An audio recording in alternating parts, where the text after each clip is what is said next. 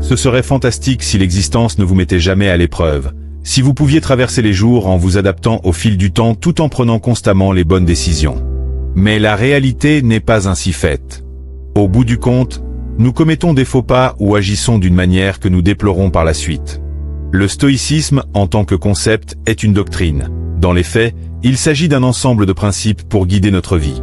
Les stoïciens pensaient que l'existence était complexe et parsemée de défis destinés à nous éprouver.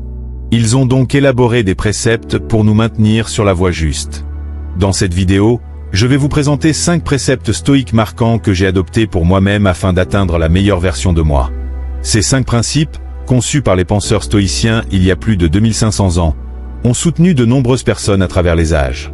Je vous encourage à rester jusqu'au bout pour découvrir ces principes et les mettre en pratique dans votre quotidien. Le dernier est particulièrement remarquable. Principe 1. Maîtriser ses débuts de journée.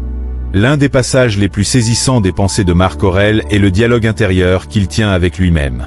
Il sait qu'il doit se lever, mais il aspire ardemment à rester enveloppé dans la chaleur de ses couvertures.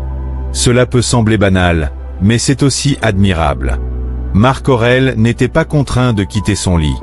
En vérité, rien ne l'y obligeait. De nombreux empereurs avant lui avaient confié les responsabilités de l'État à d'autres pour se consacrer uniquement à une vie de faste. Pourtant, Marc Aurèle s'est imposé de résister à ses séductions et de s'atteler à ses devoirs dès l'aube. Car il avait compris que dominer le matin était essentiel pour réussir sa journée et triompher dans la vie. Il ne connaissait pas le dicton « Le monde appartient à ceux qui se lèvent tôt », mais il savait qu'un début de journée bien entamé était synonyme de productivité. Pour ma part, voici 3 gestes que j'accomplis pour rendre mes matins efficaces.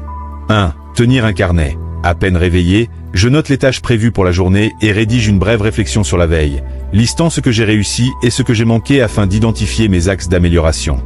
Cette habitude matinale me permet de structurer mes pensées et de me recentrer sur mes priorités et ma manière d'agir. 2. Bouger son corps. Pas besoin d'un effort extrême. Par « bouger », j'entends simplement se mettre en mouvement.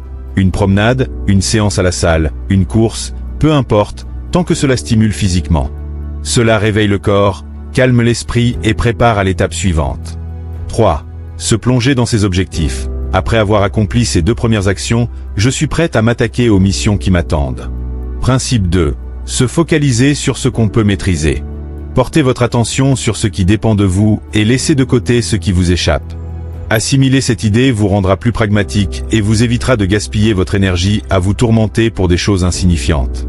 Une fois cette notion intégrée, vous esquiverez bien des agacements et des peines inutiles, tout en discernant ce qui mérite votre effort pour atteindre vos aspirations.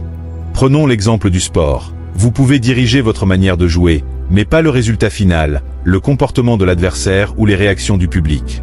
Quand vous prenez conscience de cela et vous concentrez sur votre propre performance plutôt que sur les autres, vos résultats s'améliorent souvent.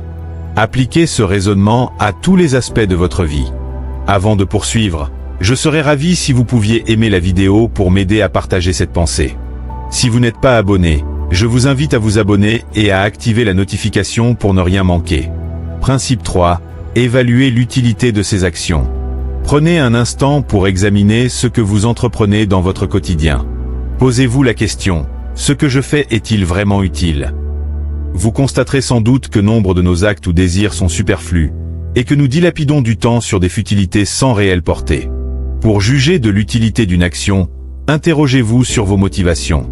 Trouvez une raison significative ou un bénéfice tangible.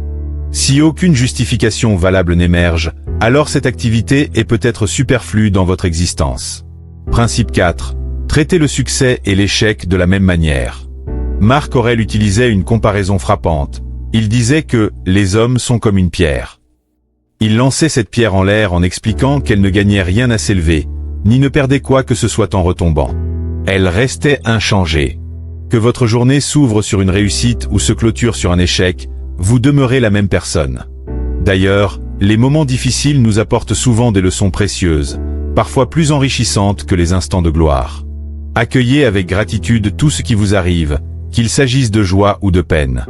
Car quoi qu'il advienne, votre essence reste intacte, et chaque expérience vous offre une opportunité d'apprentissage. Principe 5. Dialoguer avec le passé. Zénon de Citium, qui a fondé le stoïcisme, s'est rendu à l'oracle après avoir perdu sa fortune, cherchant une voie à suivre. L'oracle lui a conseillé de converser avec les défunts. Il ne s'agissait pas d'une directive au sens propre, mais d'une invitation à explorer les écrits des penseurs d'autrefois. La lecture est une ressource extraordinaire. Elle nous ouvre les portes des réflexions et des idées de ceux qui ont vécu des millénaires avant nous. Dans un monde obsédé par les nouveautés, nous négligeons trop souvent la richesse des savoirs anciens. Si les idées modernes ont leur place, la sagesse des textes d'antan reste inestimable. Lire, c'est dialoguer avec les esprits les plus brillants de l'histoire. Leurs vécus peuvent éclairer et enrichir notre parcours. Hélas, beaucoup ignorent cet outil précieux. Grâce à Internet, accéder à ces trésors n'a jamais été aussi simple. Gardez à l'esprit que la lecture nourrit votre esprit, et que le savoir est une forme de puissance et de richesse. Que pensez-vous de ces principes stoïques? En proposeriez-vous d'autres? J'attends vos retours dans les commentaires. Pour ma part, j'essaie de les intégrer à ma vie, même si ce n'est pas toujours évident.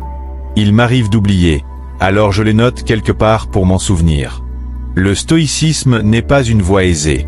Comme la vie, il exige effort et rigueur, mais le jeu en vaut la chandelle. À bientôt.